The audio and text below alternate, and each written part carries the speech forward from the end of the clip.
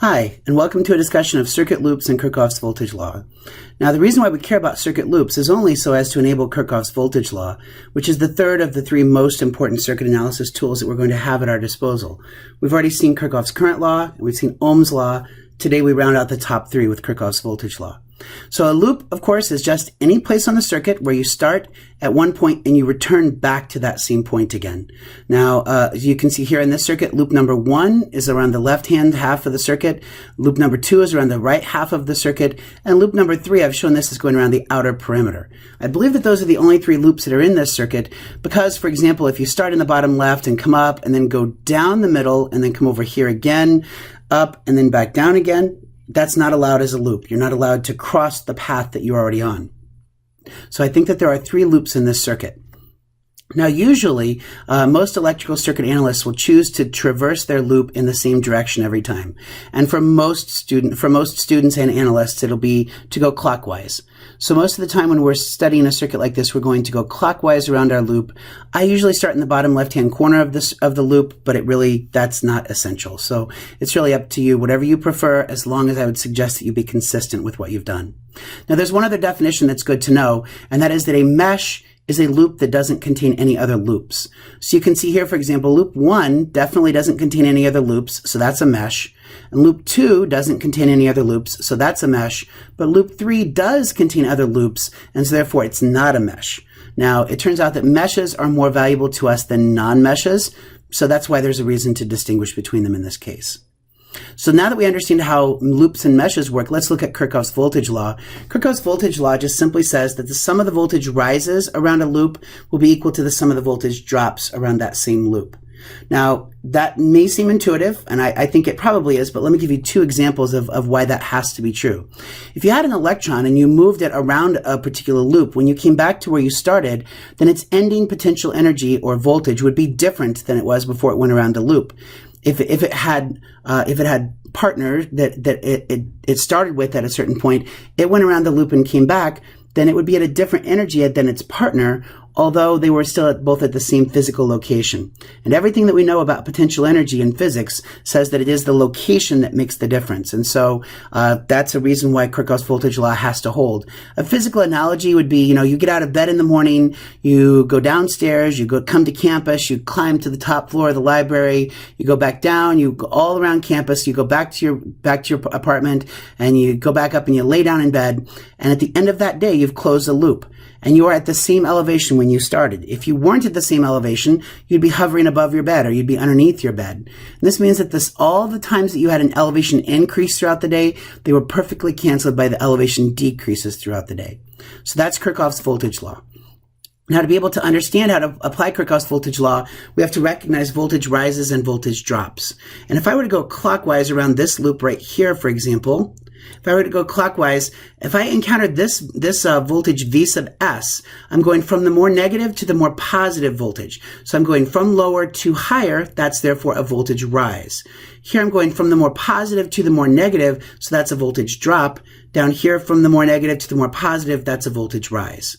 And if I go around the second mesh here, then I'll have a voltage drop, and a voltage rise as I'm going around that loop going clockwise. If you go the opposite direction, it will be different.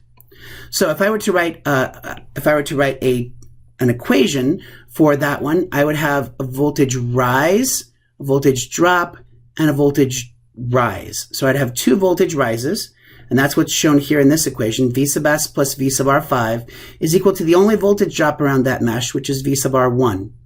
If I were to write an equation for the right-hand mesh, it would be a voltage drop, and a voltage rise. So 2 and 3 would be drops, and 4 would be a rise.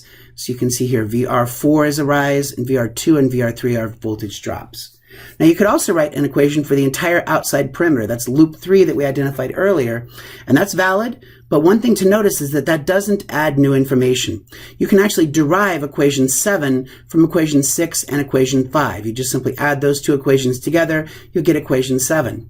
And this is true of all loops that are not meshes. If you have a loop that is not a mesh, then it will not add more information. You will not be able to derive a new equation from a loop that is not a mesh. So usually we'll only write Kirchoff's voltage law for meshes because the loop usually doesn't add any additional information.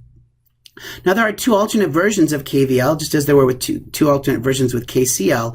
We can have the sum of the voltage rises is equal to 0 only if there are no voltage drops. And we can have the sum of the voltage drops are equal to 0 only if the voltage rises are all equal to 0.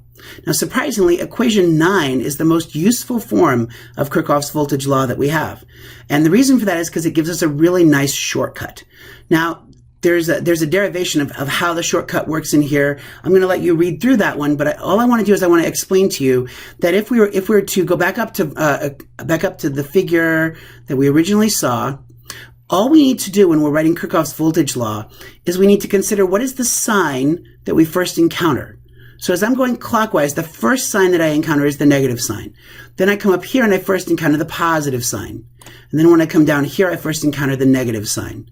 And so I can write Kirchoff's voltage law by saying minus V sub s plus V sub R1 minus V sub R5 is equal to 0. And then similarly around the right-hand mesh, I'm going to have plus V sub R2, I'm going to have plus V sub R3, and I'm going to have minus V sub R4 is equal to 0. And so if you use that shortcut method where you're always just going to put the sign in the equation is the sign that you first encounter when you're going around the loop, Kirchoff's voltage law will take care of the rises and drops for you. So I'll let you read about figure 7, and I'll just skip straight to the punchline. And that is equations 12 and 13, which were derived according to the system that I just talked about. So the practical way to solve Kirchoff's voltage law is to go all the way around the circuit mesh, adding the voltage across each element and taking the sign of that term as the sign on the voltage polarity that you first encounter. So if you first encounter a plus sign, it's a positive term. If you first encounter a negative sign, it's a negative term. That sum will always be equal to 0. And it's ultimately derived from equation 9, which is that the sum of the voltage drops are equal to 0. So that should prepare you to do 4 different examples, all of which involve Kirchoff's voltage law, some of which also involve Ohm's law, and some of which also involve Kirchoff's current law. But I think at this point you're ready to do 4 different examples. Once you're done with those examples, then I think you're ready to come to class. Thanks for your attention.